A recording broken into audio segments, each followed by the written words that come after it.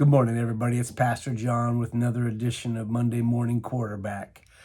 Yesterday, we began a new sermon series called What It Means to Be a United Methodist.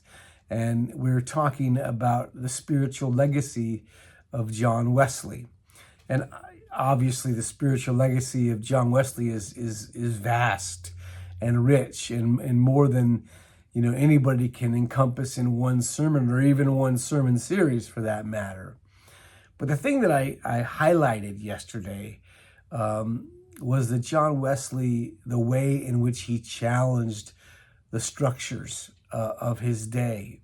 When I was a kid, I really hated that I was named after the founder of the Methodist Church. It really bothered me, It felt like a burden, quite honestly. And then I read in John Wesley's journals about how he would get kicked out of all these churches that he went to. And all he didn't go in there telling them they were doing things wrong or this or that. He didn't go in there to directly challenge them, but he did go in there saying, this is the good news and this is what it looks like.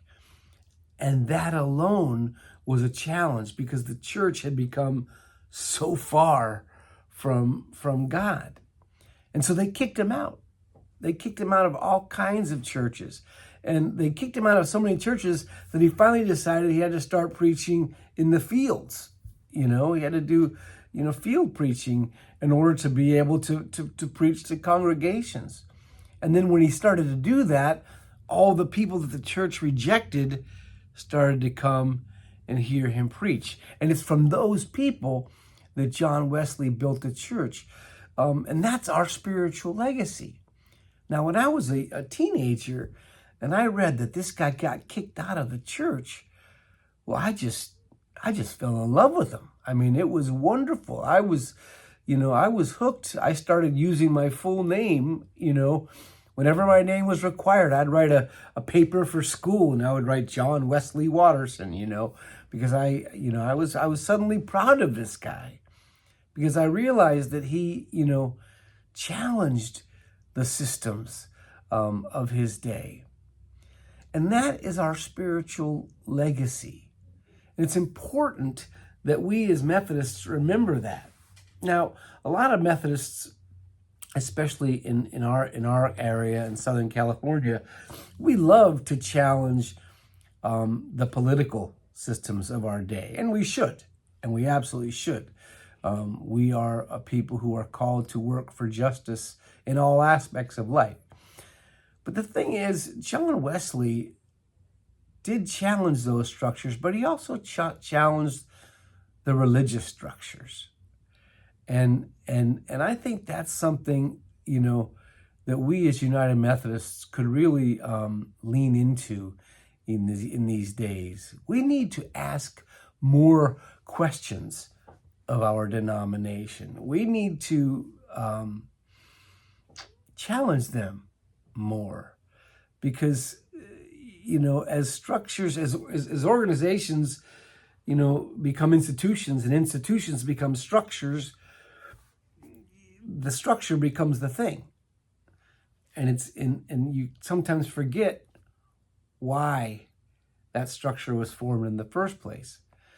And when John Wesley challenged the church of his day, he was following in the spiritual legacy of Jesus, who definitely challenged the church in his day. And that's the thing that I think that we United Methodist Christians must remember.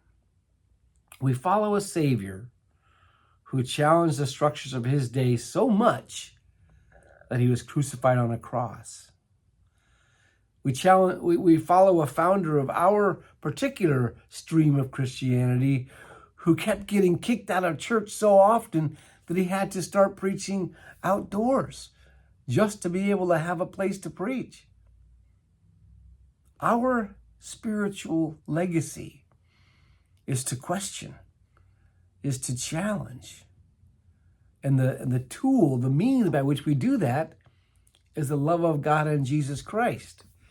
Now, it's sad to reflect that sharing God's love is a challenge to society and to the church. But sometimes that's the case.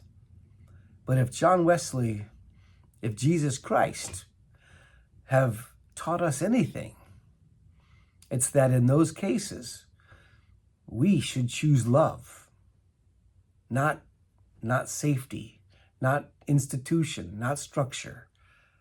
We should choose love. That is our spiritual legacy. Have a wonderful week, my friends. God bless.